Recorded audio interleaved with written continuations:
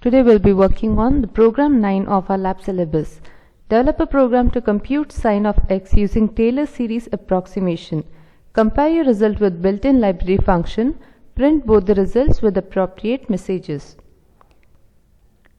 Taylor series, as shown over here, is used to compute the value of sin of x. We need to compute the value of sin of x using Taylor series and then compare the result with the values obtained from the built-in sin function defined in the math library. First, let us take a look at the output of the program. We are expected to provide the value of x, whose sin value needs to be computed, and n, that is the total number of terms in the Taylor series that you are considering for computation. If you take a look at the equation to compute Taylor series, x would be the angle whose sin value we are going to compute, and n would be the total number of terms you are considering for the computation. That means if I specify the value of n as 1, then only one term of this series will be considered for computation. If I specify n as 3, the first 3 terms of this series will be considered for computation. So I'll go back, give the value of x and n as 30 and number of terms as 2. Here, this is the output from the math library function, and this is the output that we have computed using Taylor series.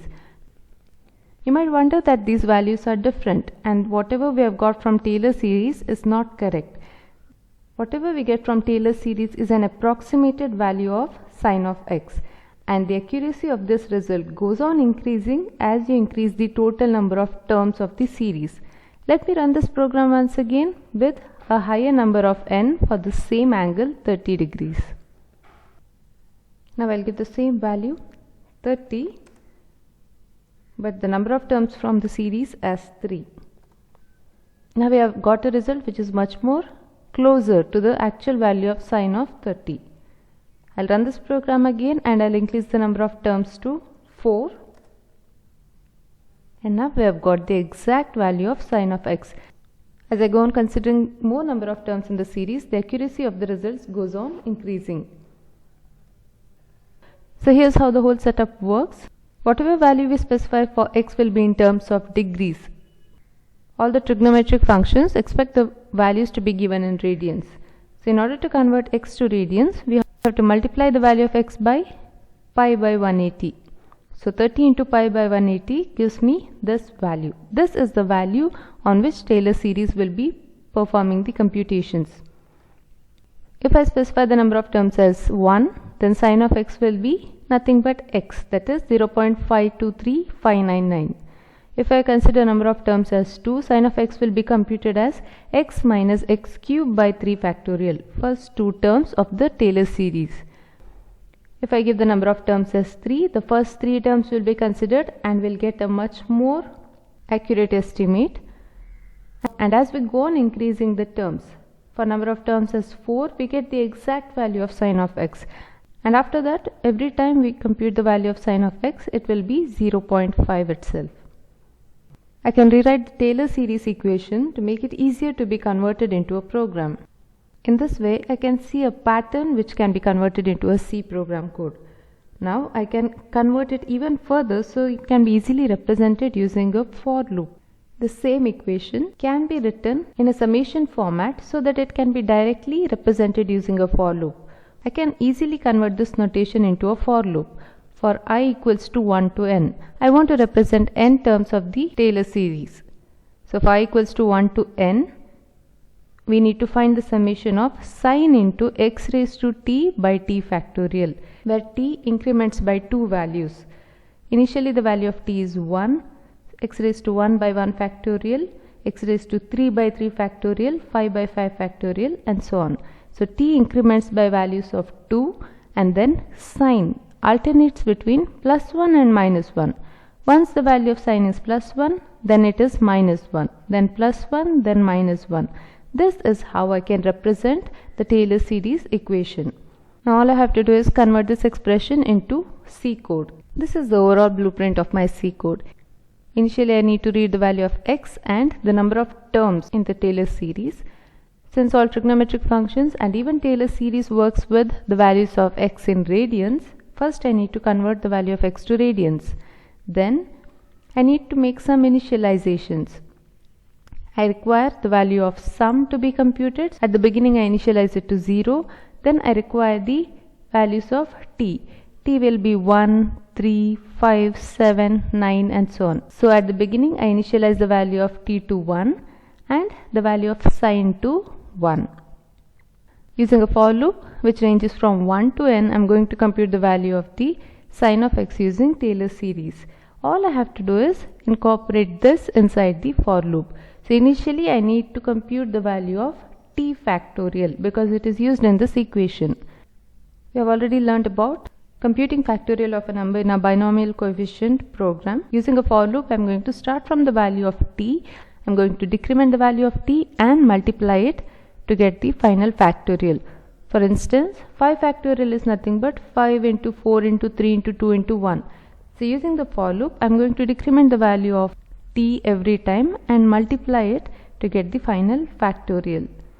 Once I compute the factorial, all I have to do is apply the formula. So sum, it's a summation. So sum plus or equals to sine into x raised to t. X raised to t is given using the math function power, which stands for power of x and t. So x raised to t can be written like this, divided by fact. Fact is the factorial that we have just computed. This is how we update the value of the sum of Taylor series. And then before we go to the next term in the series, we need to perform some updations. We have to increment the value of t by 2. Initially t was 1, now it has to be 3. So t equals to t plus 2. And also sine needs to alternate between 1 and minus 1. After computation of every term, I alternate the value of sine by multiplying it by minus 1. If the value of sine was 1 right now, 1 into minus 1 would be minus 1 for the next term. If the value of sine was minus 1 right now, minus 1 into minus 1 becomes plus 1 for the next term. This is how we can alternate between the signs of two terms. Now I'll use the same logic in my C program. Here's my C program to compute the value of sine of x using Taylor series. I need to declare certain variables here. I declare the value of x and sum as floating point numbers, and then the number of terms, the factorial, the loop iteration variables I, j, sine and t as integer values because they are not going to have any decimal points. Initially I have to read the values of x and n from the user, and then the next step is to convert x to radians. I have already informed that x can be converted into radians by multiplying it by pi by 180. I can use the value 3.1412 for pi, but the math library already defines a constant m underscore pi which gives a more accurate value of pi, and hence I am using this in my program code. And then we are going to compute the value of the Taylor series by using the for loop that we have discussed previously. I am using a for loop which ranges from 1 to n. First I am going to compute the factorial of t, and then I am going to apply this formula to find the sum of terms in the Taylor series. Then before moving on to the next term, I increment the value of t by 2 and I alternate the value of sine by minus 1. After we compute the sum of n terms in the series, finally we are going to print the value of sine of x using the math library function and sine of x computed using Taylor series. Math library already defines a function called sine, to which I can pass the value of x in radians. And using Taylor series, the computed value is available in the variable sum.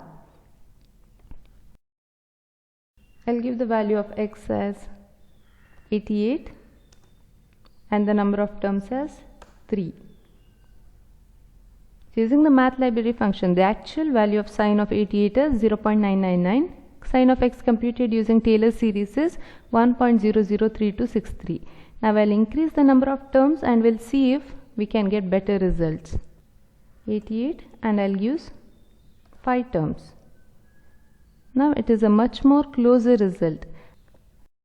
Number of terms as 6, and then we have the exact result. So we have, in order to get the exact result, we need to make use of 6 terms for the value of sine of 88.